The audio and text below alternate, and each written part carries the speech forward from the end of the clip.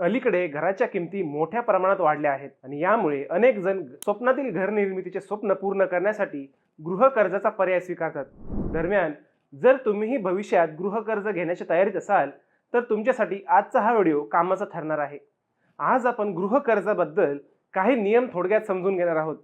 जर गृह कर्ज घेतलेल्या व्यक्तीचा मृत्यू झाला तर अशा प्रकरणांमध्ये सदर मयत कर्जदार व्यक्तीच्या कर्जाची रक्कम बँक कोणाकडून वसूल करणार याचबद्दल आज आपण माहिती पाहणार आहोत। एखाद्या व्यक्तीने गृह कर्ज घेतलेले असेल आणि कर्ज घेणाऱ्याचा मृत्यू झाला तर बँक कर्ज माफ करते असा अनेकांचा समज आहे। मात्र हा समज खोटा आहे, कारण की कर्जदार व्यक्तीच्या मृत्यूनंतरही बँक कर्ज वसूल करते। याबद्दल आरबीआयने काही नियम तयार केलेले आहेत। याबाबतचे आरबीआयचे नियम नेमके काय आहेत याविषयी आज आपण माहिती जाणून घेऊयात, जेणेकरून कर्जदार व्यक्तींना आरबीआयच्या नियमाची माहिती होऊ शकेल।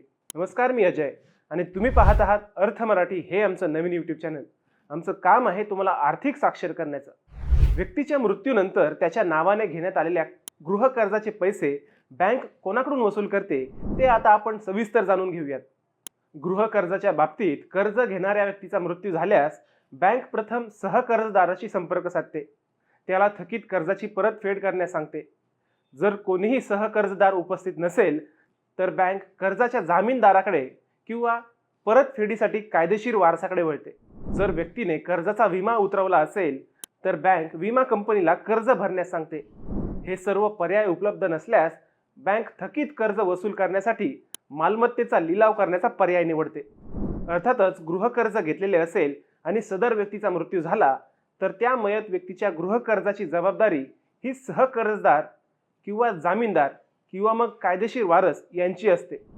जर या लोकांनी कर्ज फेडण्यास असमर्थता दाखवली तर अशा प्रकरणांमध्ये बँक मालमत्तेचा लिलाव करते। मंडळी, तुम्हाला आजचा हा व्हिडिओ कसा वाटला?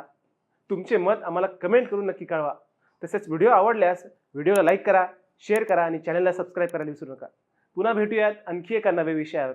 तोपर्यंत सप्रेम नमस्कार।